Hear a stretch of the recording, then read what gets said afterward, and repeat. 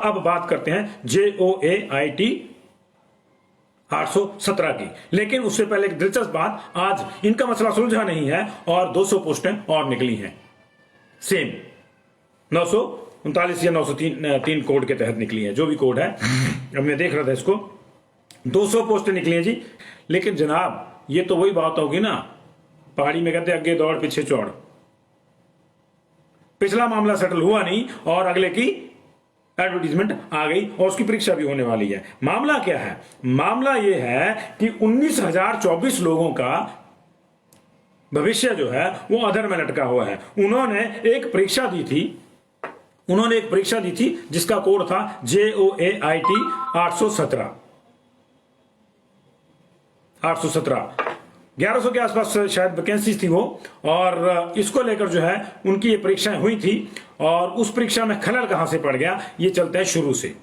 दरअसल ये पूरा मामला शुरू से बिगड़ा हुआ है। ये मामला शुरू हुआ, जो पोस्ट कोड था JOAIT का 447, ये 2015-16 में भरा गया था, इसमें पोस्टें भरी गई थी। और उस समय ये कहा गया था कि किसी के पास कंप्यूटर का डिप्लोमा है तो उसको प्राथमिकता दी जाएगी। अब हुआ ये कि रिकॉग्नाइज्ड डिप्लोमे कईयों के पास थे, कईयों के पास नहीं थे, और कुछ पोस्टें खाली रहेगी। तो जो खाली रहेगी तो उसके लिए रिलैक्सेशन कर दी मंत्रिमंडल ने, तत्कालीन मंत्रिमंडल ने। और फिर यह किया गया कि किसी के पास 3 महीने का, किसी के पास 2 महीने का भी, तो उसको भी भर दिया गया, पोस्टें भर दी गई। और यह मामला तब हो गया, ठीक है जी। उसके बाद नई भर्ती है 2018 में 556 कोड के तहत, और उसमें पुराने जो रूल्स थे, भर्ती के नियम थे, वो बदल दिए गए और शर्त लगा दी कि 1 साल के कंप्यूटर का डिप्लोमा होना चाहिए। जब लोगों ने उसके लिए भरा और जब रिजल्ट आया तो कई लोगों को यह कहा गया कि आप पात्र नहीं है, क्योंकि आपका जो डिप्लोमा है 1 साल का वो सरकारी मान्यता प्राप्त या सरकारी संस्थान का नहीं है। जबकि 447 में कहीं से भी कोई डिप्लोमा करके लाया था, बस एक सर्टिफिकेट कीजिए मैंने कंप्यूटर का डिप्लोमा किया है, बाकी तो टाइपिंग टूपिंग का टेस्ट होता ही है, तो उनको रख लिया गया था। तो वो लोग इस बात से नाराज थे कि हमको उसमें रिलैक्सेशन दी जाए, क्योंकि हमसे पिछलों को जो रखा है आपने 447 वालों को, उनका कोई इस तरह की बाइंडिंग नहीं थी कि आपको जो है गवर्नमेंट इंस्टीट्यूट से ही डिप्लोमा लाना है। लेकिन वहां पे एक दूसरी पार्टी भी खड़ी होगी। दूसरी पार्टी वो खड़ी होगी जो बीटेक वाले थे, BBCA वाले थे, जिनके पास 2 साल की, 3 साल की या 4 साल की डिग्रियां थी। तो उन्होंने कहा कि हमको भी इसमें पात्र मानिए, 1 साल का डिप्लोमा है, हमारे पास तो 4 का है, 3 का है, 2 का है, वो भी आ गए उसमें। और इस तरह से मामला वहां बिगड़ गया। पोस्टें आधी खाली रह गई, भरी नहीं गई, और जो बीटेक BBCA वाले थे वो सुप्रीम कोर्ट में चले गए कि हमको जो है एंटरटेन नहीं किया गया, और उनका केस वहां पे चल पड़ा। और जो दूसरे बच गई थी पार्टी, वो इस मामले में चली गई कि 447 के तहत हमसे जो है 447 की तर्ज पे हमको नहीं रखा जा रहा, और हमसे जो ये कहा जा रहा है कि 1 साल का जो डिप्लोमा चाहिए ये कंप्यूटर के लिए, वो सरकारी संस्थान का या सरकारी मान्यता प्राप्त संस्थान का ही होना चाहिए। तो ये मामला वहां पे चल पड़ा। इसी तरह ये चल रहा था मामला कि अब बीच में क्या हुआ कि पर्सनल डिपार्टमेंट ने कहा कि जो 500 पोस्टें उसमें 556 वाले कोड में रह गई थी खाली, उनको खत्म कर दिया जाता है। और फिर उसके बाद जब ये 817 का मामला आया तो उसमें आप यूं कह लीजिए कि पुरानी वाली को मिला दिया, ये कर लिया, तो 1100 पोस्टें जो हैं ये लगभग जो है 556 वाले में 1100 थी, आधी नहीं भरी जी। तो अभी जो है 817 के तहत जो है वो फिर इन नई पोस्टें जब निकली तो उसके लिए 2020 में लोगों ने परीक्षा दी। परीक्षा का रिजल्ट आया, रिजल्ट के ठीक 15 दिन के बाद टाइपिंग टेस्ट भी शुरू हो गए। आधे टाइपिंग टेस्ट शुरू हुए थे कि जो पिछले 556 वाले जो रिलैक्सेशन को लेकर हाई कोर्ट में गए थे, गवर्नमेंट के डिप्लोमे की रिलैक्सेशन को लेकर, उनकी मांग पर माननीय हाई कोर्ट ने स्टे दे दिया। अब हाई कोर्ट के फैसले पर तो हम कोई टिप्पणी नहीं कर सकते, लेकिन जब स्टे दे दिया तो हुआ क्या कि टाइपिंग टेस्ट जो है वो रुक गया। इसी बीच में जो सुप्रीम कोर्ट में पार्टी गई थी, बीटेक और दूसरी बड़ी डिग्रियों वाले, उनको वहां से राहत नहीं मिली, वो बाहर हो गए। उनको कहा गया कि आपकी जो है ओवर एलिजिबिलिटी है आपकी, आप उसके लिए एलिजिबल नहीं है इस पोस्ट के लिए, ये छोटे जो डिप्लोमे वाले हैं उनके लिए है। यही होता है ना, होना भी ये चाहिए। जेबीटी और बीएड का भी मामला यही है। जेबीटी वाले कह रहे हैं ठीक है हमारे लिए कोर्स कराया था, तो जो हमारे लिए काट रहे उसमें हम ही को रखो, काहे को बीएड वालों को रख रहे हैं, वो भी यही कह रहे हैं। तो उसमें भी मामला हो रहा है, उसकी भी चर्चा हम 2-3 दिन से कर रहे हैं, लेकिन आज JOAIT की चर्चा कर रहे हैं। तो ये जो है मामला इस तरह से स्टे हो गया। तो JOAIT वाले भी बेरोजगार जो थे, उन्होंने भी जैसे तैसे वकील किया और वो भी अपना केस लड़ रहे हैं। और अब तक 40 हियरिंग हो चुकी हैं, 40 बार मामला लग चुका है, डे टू डे बेसिस पे हुआ बीच में, लेकिन हमें कुछ दोस्तों ने बताया, हम इसकी पुष्टि नहीं करते, लेकिन बताया कि कम से कम 4 या 5 बार ही इस मामले को सुना गया है। मतलब लगता है, मान लीजिए 25 नंबर पे लगा है तो 24 नंबर वाला मामला सुना जाएगा, फिर सीधे 26 में चलेगा, स्किप हो जाएगा। क्यों हो जाएगा ये समझ से बाहर है। क्यों हो जाएगा? क्या एडवोकेट जनरल और उनकी फौज जो है इस मामले में कोई ज्यादा इंटरेस्ट नहीं लेती? क्या ये मामला इसलिए किसका 40 हियरिंग के बाद भी अगर ये मामला नहीं सुलझ रहा है तो देखिए उसका नुकसान क्या रहा। नुकसान ये हो रहा है कि 19,024 आदमी आपने टांग के रख दिए, उनको पता ही नहीं उनका क्या होना है क्या नहीं होना है।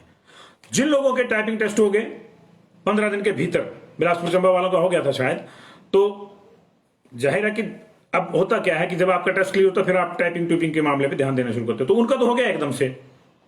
1:10 आपने बुलाए थे 1800 पोस्टों के लिए, 18,000 के 19,024 बुलाए थे, 1:10 का फार्मूला था। तो ये कुछ लोगों का आपने, लगभग आधे लोगों का आपने 10-1,000 लोगों का करवा दिया। अब जो बाकी बच गए उनके पास टाइम ही टाइम है, वो प्रैक्टिस कर रहे हैं टाइपिंग की कि जब छूटेंगे तब हम करेंगे। अब जो पहले वाले जिनका टेस्ट हो गया उनको बेचारों को ये चिंता है कि बाद वाले हमसे ज्यादा दक्ष हो जाएंगे और हम रह जाएंगे सब कुछ करके भी। एक चिंता ये भी है, लेकिन सबसे बड़ी चिंता ये है कि ना तो पहले वाले ना अभी वाले तैयारी नहीं कर पा रहे कि हम क्या करें क्या नहीं करें।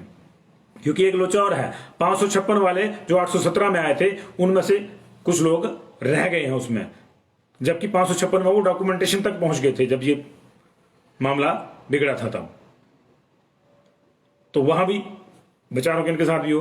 तो कहने का मसला ये है कि 447 पोस्ट कोड से जब ये पचड़ा शुरू हुआ तो ये होता गया, एक बार बदले नियम 447 के लिए बीच भर्ती में, फिर बदल के 556 के लिए, फिर बदल के 817 में। 817 में कंप्यूटर वाला मामला ही खत्म कर दिया, जबकि आईटी की पोस्ट है। आज भी जो पोस्टें निकली वो +2 के बेस पे निकली हैं, आज भी 200 पोस्ट निकली है। तो जनाब 200 पोस्टें जो आज निकली इनको बाद में भरना, जिनको आपने निकाला हुआ है आप उनको भर लें पहले, जिनका मामला फंसा हुआ है उनको निकाल लें। एक को मिला नहीं, दूसरे को आप कह रहे कि तू भी आ जा, तेरे को भी देते हैं। अरे भाई जिसको देना उसको तो दे लो पहले। अब आप सोचेंगे कि मामला कोर्ट में है तो इसमें कोई क्या कर सकता है, क्यों नहीं कर सकता? बड़ा सवाल यह है कि क्यों नहीं कर सकता। ये जो लोग जिन्होंने मोटी फीसें भी जमा कराई होंगी और पैसे खर्च के गए भी होंगे, क्योंकि हमारे यहाँ एक और रिवाज है ना कि हमीरपुर वाले को सेंटर देंगे चंबा में, चंबा वाले को देंगे किन्नौर में, किन्नौर वाले को देंगे नूरपुर में, खर्चो पैसे जाओ। एक तो बेरोजगार है, ऊपर से लंबी दूरी की यात्रा करो, फिर वहां रहने को पता नहीं कहां नहीं, कोई सड़क पे सो रहा है, कोई गरीब है, कोई इस चीज की कोई चिंता नहीं है। क्यों कि जी गड़बड़ ना हो जाए। अबे यार आपका सिस्टम क्या इतना गया गुजरा है कि हमीरपुर वाले का टेस्ट हमीरपुर में होगा तो नकल मार लेगा क्या? हो आपने सिस्टम को सुधारिए ना आप। ये थोड़ा बात हुई कि जी आपके घर से 50 किलोमीटर आपको सेंटर दे दिया और जो 50 किलोमीटर वाला उसको आपके घर के पास दे दिया। परीक्षा का सिस्टम स्ट्रेंथन करो। तो वहां का पैसे खर्च हुए, वकीलों पे पैसे खर्च कर रहे हैं, काहे के लिए कर रहे हैं? कि 4 पैसे का रोजगार मिलना था। इतने का तो रोजगार नहीं मिल रहा है जितने अब तक खर्च चुके हैं। तो भाई अब होना क्या चाहिए?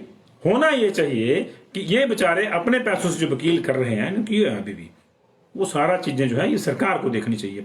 मामला फंस गया ना, सरकार कह रही कि हम देख रहे हैं इस पे। सरकार ने 1 महीने का टाइम दिया था, खत्म हो गया, नथिंग हैपेंड। आज हमने इस मसले पर एडवोकेट जनरल साहब से भी संपर्क साधा, हमारे पुराने मित्र हैं।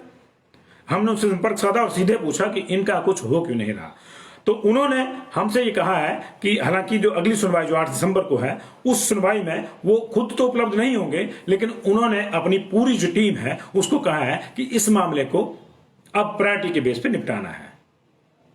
अच्छी बात है, 8 को नहीं 10 को नहीं 12 को निपटा दो, लेकिन निपटा तो दिसंबर में।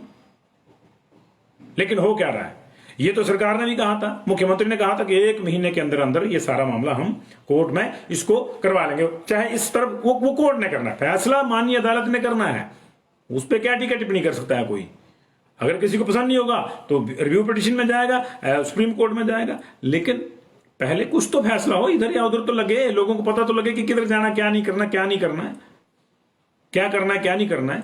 लेकिन ये पता तब लगेगा जब उस पर कोई एक फैसला आएगा। फैसला तब आएगा जब हमारी माननीय एडवोकेट जनरल साहब जो मेरे मित्र हैं, मैं उनसे क्षमा चाहता हूं, वो और उनकी फौज जो पीछे है पूरी, जो सीनियर डिप्टी एडवोकेट जनरल है, फिर सीनियर डिप्टी एडवोकेट जनरल है, फिर नीचे एडिशनल एडवोकेट जनरल है, पता नहीं कितनी फौज है जी, बड़ी लंबी फौज है हर डिपार्टमेंट के केस लड़ने के लिए।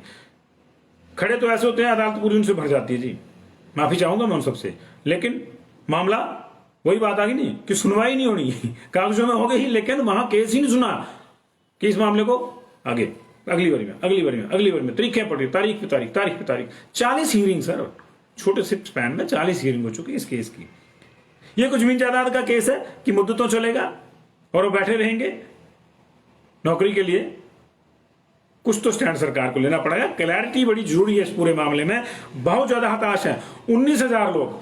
हमने सुना है कि हमने क्या सुना है, ये सामान्य चीज है कि सरकारें जो है वोट बैंक को ध्यान में रखकर ही काम करती हैं। तो भैया 19,000 लोग जो हैं रोजगार के लिए हैं। सबको लगता है ना कि मैंने टेस्ट क्लियर किया है तो मुझे सिलेक्ट होना है।